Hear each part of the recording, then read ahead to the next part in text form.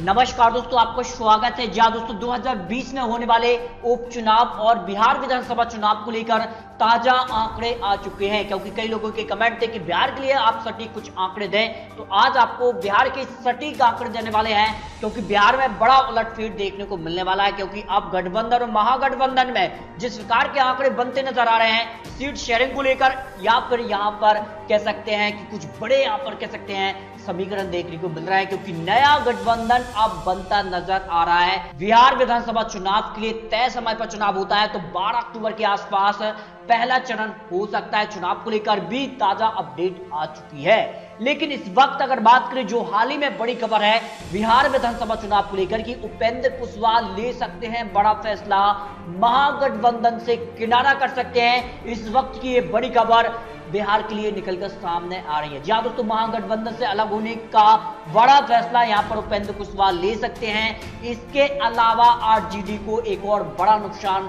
हो सकता है, वो है मुकेश साहनी। यानी कि यहां पर कह सकते हैं उपेंद्र कुशवाहा और मुकेश साहनी दोनों ही पार्टी आप किनारा कर सकते हैं महागठबंधन से। तो महागठबंधन में कांग्रेस भी कुछ बड़ी सीटों की मांग कर रही है। ऐसे में ये यहां पर आंकड़े निकल रहे हैं कि बिहार में महागठबंधन में इस वक्त बड़ी फूट है, ऐसा यहां पर खबर सामने आ रही है। क्योंकि मुकेश साहनी यहां पर उप मुख्यमंत्री की यहां पर दावा रख रहे हैं, तो उपेंद्र कुशवाहा एक बड़े कह सकते हैं अनुभवी हैं और उनकी पार्टी का दावा है कि उन्हें यहां पर मुख्यमंत्री का चेहरा मानना चाहिए। महागठबंधन में तो आरजेडी ने साफ तौर पर कहा है कि सभी लोग स्वतंत्र हैं, अपने हिसाब से वो फैसला ले सकते हैं। लेकिन आरजेडी की तरफ से आपको क्या लगता है, क्या महागठबंधन में जो है किसको यहां पर मुख्यमंत्री का चेहरा होना चाहिए? इस पर आप यहां कमेंट बॉक्स में रख सकते हैं। लेकिन अगर एनडीए की बात करें तो एनडीए में भी सब कुछ ठीक ठाक नहीं नजर आ रहा है, क्योंकि यहां पर एलजेपी मांग कर रही है ज्यादा सीटों की। हालांकि यहां पर बह सकते हैं बीजेपी ने साफ तौर कहा है कि नीतीश कुमार की अगुवाई में भी चुनाव लड़ेंगे, लेकिन नीतीश कुमार को टक्कर दे रहे हैं एलजेपी, यानी चिराग पासवान ने साफ तौर पर कहा है ज्यादा सीटों पर ही वो चुनाव लड़ेंगे। अगर एलजेपी बीजेपी से अलग हो जाती है, यानी एनडीए से अलग होती है, तो इसका असर काफी कुछ यहाँ पर देखने को मिलेगा। क्योंकि एलजेपी का काफी अच्छे गढ़ है और वोटर उनके काफी अच्छे हैं, और इस कारण से अगर अलग होते हैं तो साफ तौर पर एनडीए को नुकसान हो सकता है आंकड़ों के हिसाब से। इससे पहले सीटों का बंटवारा का जो फॉर्मूला सामने निकल कर आया था 121 और 122, और 121 में यहां पर बीजेपी और एलजेपी साथ थी, लेकिन एलजेपी ज्यादा सीटों की मांग कर रही है और बीजेपी उस पर सहमति दे नहीं पा रही है। तो यहां पर अगर बात करें तो यहां पर जेडीयू की अगर बात करें तो जेडीयू जो है साफ तौर पर कहीं ना कहीं जो है 122 सीटों के आसपास यहां पर सीटें हैं, उसमें जीतनराम मांझी को सीट दे सकते हैं। लेकिन एलजेपी जो है बड़ा कांटा बीजेपी के लिए बन रही है। इसके अलावा महागठबंधन में भी इस प्रकार के यहां पर कह सकते हैं आंकड़े निकल कर आ रहे हैं। हालांकि यहां पर आरजेडी के बड़े नेताओं के और प्रवक्ताओं ने साफ तौर पर कहा सब कुछ ठीक ठाक है, लेकिन जो हालिया यहां पर खबर है उसके अनुसार यहां पर बीआई पार्टी और यहां पर आरएलएसपी पार्टी यानी उपेंद्र कुशवाहा दोनों बड़े नेता यहां पर मुख्यमंत्री और मुख्यमंत्री पद की मांग कर रहे हैं। इसके साथ ज्यादा सीटों पर चुनाव लड़ने की भी बात कर रहे हैं। बिहार विधानसभा चुनाव 243 सीटों के आंकड़ों की बात करें तो इस वक्त जो है आरजेडी, कांग्रेस और यहाँ पर आरएलएसपी पार्टी और वीआईपी पार्टी जो है इस वक्त जो है अच्छी स्थिति में दिखाई दे रही है, और जो 122 का आंकड़ा वो प्राप्त कर सकते हैं। लेकिन इस प्रकार की जो खबर यहाँ पर निकल कर आ रही है कि उपेंद्र कुशवाहा ने साफ तौर पर कहा है कि आरजेडी तरफ से तेजस्वी यादव वो आरजेडी के मुख्यमंत्री हैं, महागठबंधन का चेहरा नहीं है। और यहां पर उपेंद्र कुशवाहा को माना जा रहा है कि वो यहां पर मुख्यमंत्री के दावेदार माने जा रहे हैं। इस कारण से महागठबंधन को भी नुकसान हो सकता है, सब कुछ ठीक ठाक नहीं होता है। वहीं एनडीए की बात करें तो एनडीए में भी अगर एलजेपी अलग हो जाती है तो एनडीए में नुकसान हो सकता है। ऐसे में आपको आने वाले समय में बिहार की आपको सटीक जानकारी देने वाले हैं।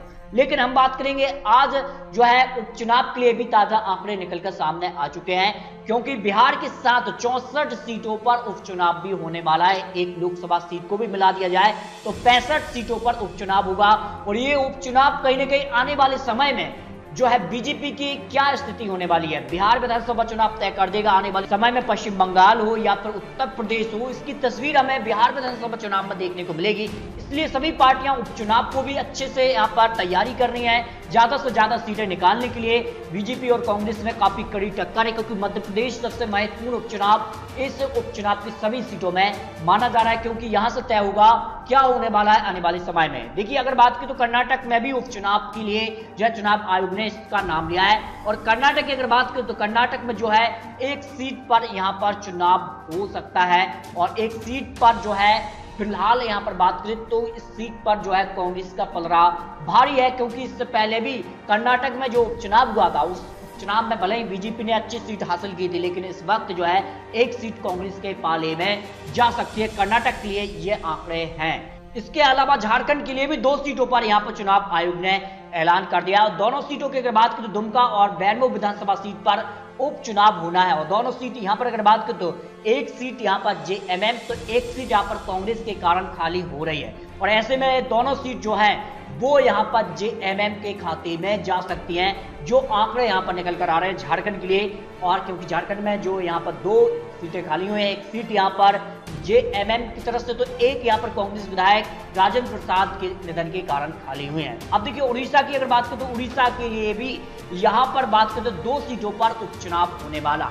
बालासोर और त्रिशूल 2 वो सीटें हैं जो खाली हो चुकी हैं। और दोनों सीटों की अगर बात करें तो एक सीट बीजेपी तो एक यहाँ पर बीजेडी ने यहाँ पर हासिल की थी। और यहाँ पर आंकड़ों की माने तो एक सीट यहाँ पर आसानी से बीजेपी इस उपचुनाव में निकाल लेगी, तो और एक सीट यहाँ पर कह सकते हैं बीजेडी हासिल कर लेगी। इसके अलावा गुजरात की 8 सीटों पर भी उपचुनाव होने वाला है। और ये उपचुनाव काफी महत्वपूर्ण माना जा रहा है, क्योंकि मोदी के गढ़ में अगर कांग्रेस तो सीट निकाल लेती है, क्योंकि यहाँ पर अगर बात करें तो जो सीटें खाली हुई वो कांग्रेस के ही कारण खाली हुई, इस्तीफे के कारण खाली हुए हैं। और ऐसे में 8 सीटों में से 5 सीट यहाँ पर कांग्रेस के खाते में, तो 2 सीट यहाँ पर बीजेपी के खाते में, तो एक सीट पर कड़ी टक्कर यहाँ पर दिखाई दे रही है।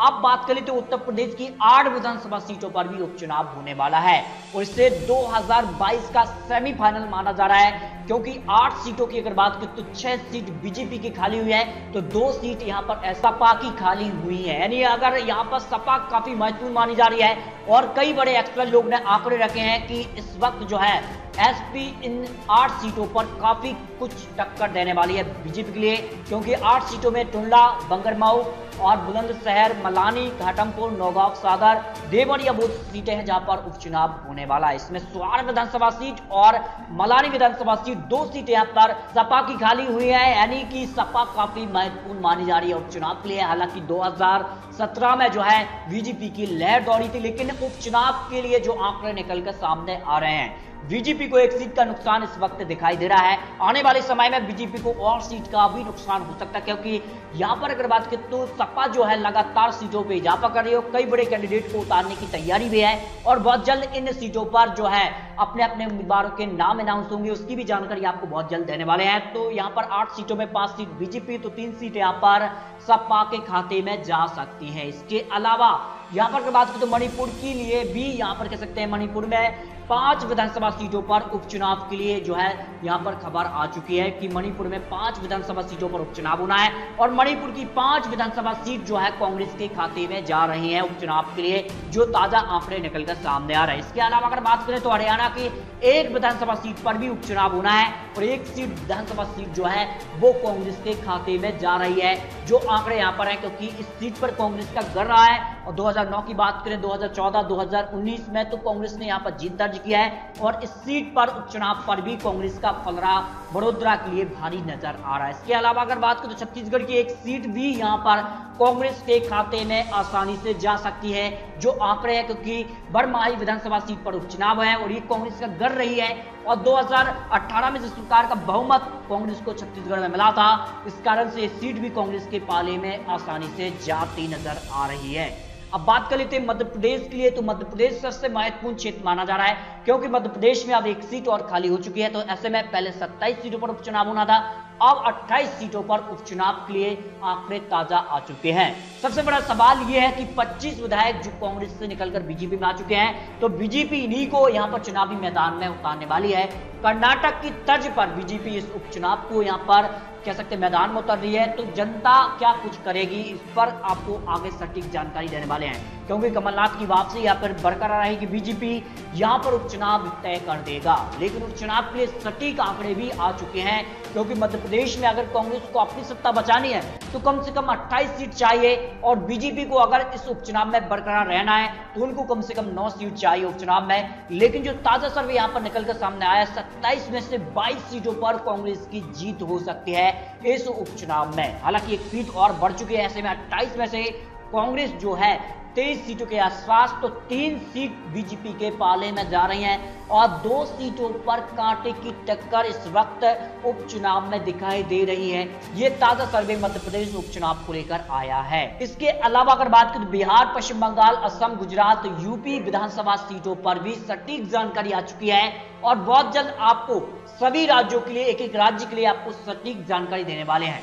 लेकिन फिर भी आपको क्या लगता है, क्या मध्य प्रदेश में ज्योतिरादित्य सिंधिया 2018 की तरह बहुमत दिला पाएंगे और मध्य प्रदेश यानी शिवराज सरकार को बरकरार रख पाएंगे? इस पर आपको अपनी राय कमेंट बॉक्स में रखनी है। क्योंकि दोस्तों बिहार की अगर बात करें तो बिहार में अभी सीट बंटवारा काफी बड़ा मुद्दा बन चुका है। चाहे एनडीए की बात करें या फिर यूपीए की बात करें, तो सभी में जो है सीट बंटवारा काफी महत्वपूर्ण बन चुका है। इसके अलावा उपचुनाव की अगर बात करें तो 28 सीटें मध्य प्रदेश की काफी महत्वपूर्ण मानी जा रही हैं। इसके अलावा कई और राज्यों पर भी उपचुनाव होना है। सारे आंकड़े आपको दे दिए हैं। फिर भी आपको क्या लगता है, अपनी राय कमेंट बॉक्स में रख सकते हैं। आने वाले समय में कई राज्यों के लिए आपको और सटीक जानकारी बहुत जल्द देने वाले हैं, तो आप प्लीज चैनल को अभी सब्सक्राइब कर लीजिए। मिलते हैं दोस्तों और सटीक जानकारी के साथ, तब तक के लिए जय हिंद, जय भारत।